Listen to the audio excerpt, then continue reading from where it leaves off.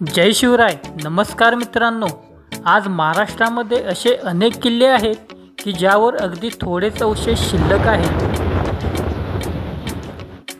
आपण निघालोय सातारा जिल्ह्यात पाटणपासून थोड्याच अंतरावर असणाऱ्या अशाच एका गडावर.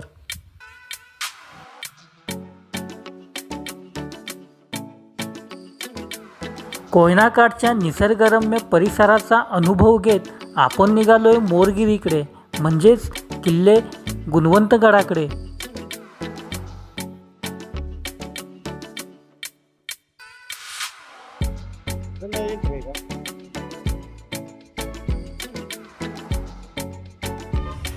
गुणवंतगडाच्या पायथ्याचे गाव मोरगिरी, त्यामुळे हा किल्ला मोरगिरीचा किल्ला म्हणून देखील ओळखला जातो.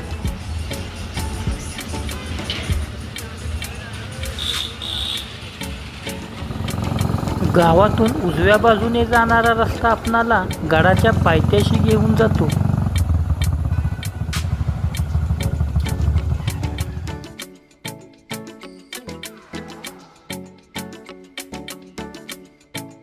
गडाच्या पायथ्याला श्री भैरवनाथाचे मंदिर आपणाला पाहायला मिळते.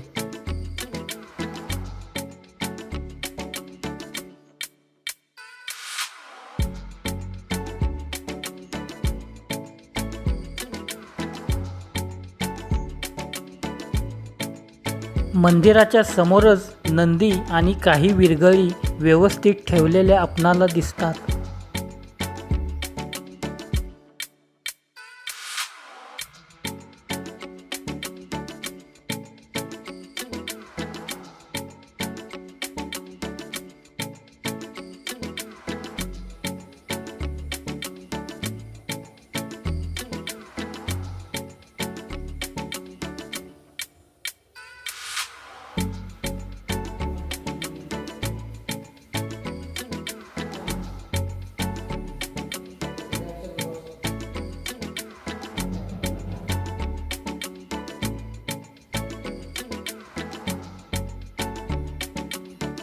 भैरवनाथ मंदिराच्या शेजारी श्रीरामाचे मंदिर आहे.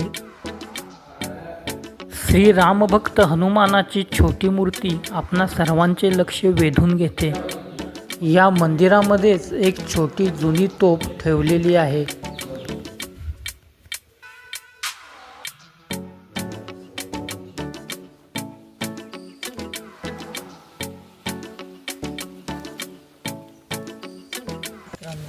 तर आज आपण आलो गुणवंतगडावर. तर सातारा जिल्ह्यामध्ये पाटण तालुक्यात हा गुणवंतगड म्हणून एक छोटासा किल्ला आहे.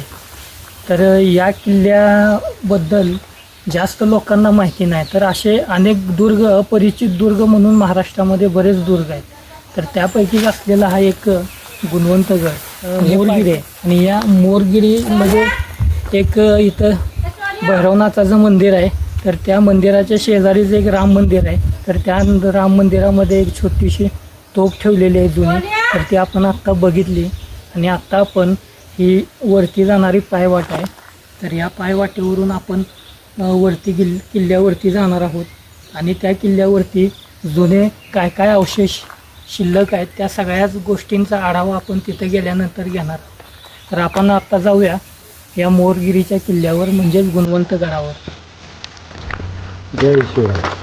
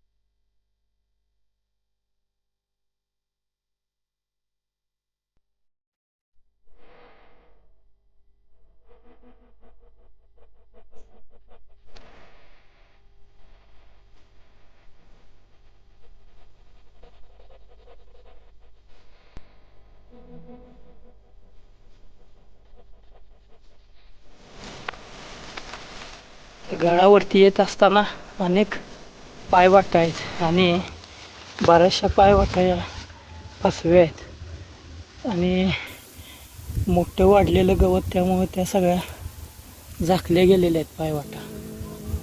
त्यामुळे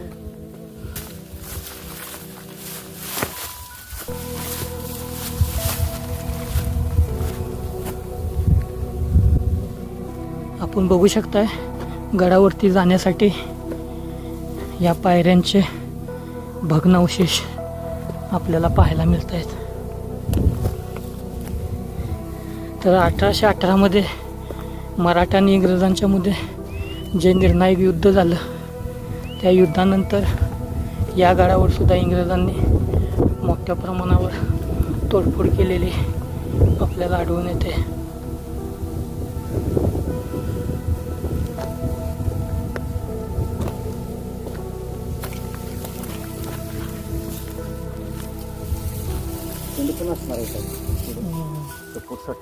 आपण बघतोय हे पायऱ्यांचे भग्नावशेष आपल्याला गडावरती जाताना दिसत आहेत.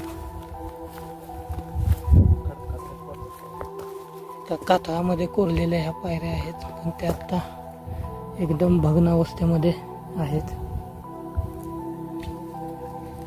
तर मित्रांनो, अशा या अपरिचित गड किल्ल्यांवर येण्यासाठी येणारे खूप कमी लोक आहेत आणि आपल्याला सुद्धा वरती येताना अनेक अडचणी आल्या.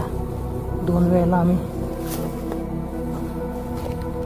आम्हाला रस्ते सापडले नाहीत वरती यायला. तर असे हे अपरिचित गड किल्ले आणि हे आपलं वैभव आहे महाराष्ट्राचं, आणि ते आपण सर्वांनी जपलं पाहिजे, त्यांचं संवर्धन केलं पाहिजे या गड किल्ल्यांचं. आपण बघू शकता हे गडावरती वाड्यांच्या बांधकामाचे अवशेष आपल्याला ठिकठिकाणी दिसत आहेत.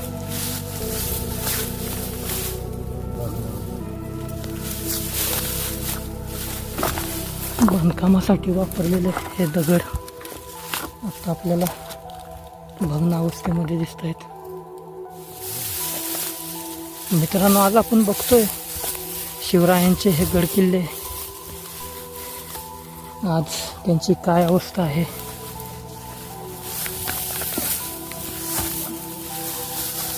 तुम्ही शिवरायांचे स्मारक बांधणार, मंदिरं बांधणार, त्यापेक्षा या गड किल्ल्यांचं संवर्धन केलं पाहिजे. ही आज काळाची गरज आहे.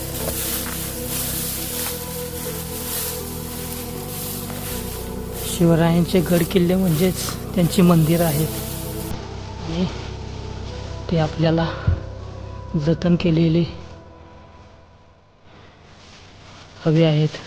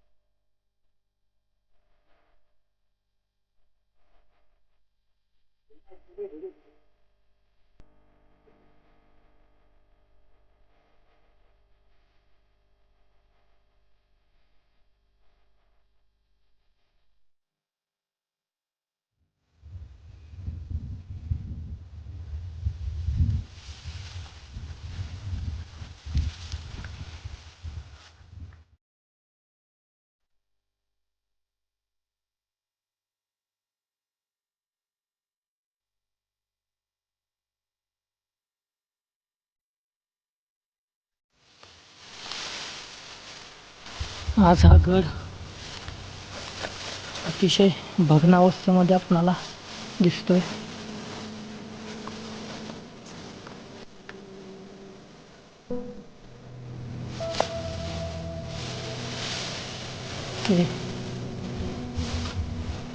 भग्न वाड्यांचे अवशेष आपल्याला या गवतामध्ये झाकून गेलेले दिसत आहेत.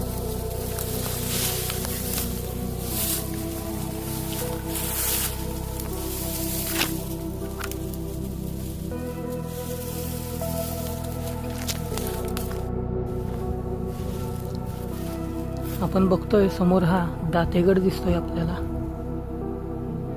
तर पूर्वीच्या काळामध्ये कोकणातून देशावर व्यापार व्हायचे आणि ज्या काही लष्करी मुवमेंट्स व्हायच्या तर त्याच्यावर लक्ष ठेवण्यासाठी एक वॉचिंग टॉवर म्हणून या गडाचा वापर केला जात होता. टेहळणी करण्यासाठी या गडाचा वापर केला जायचा.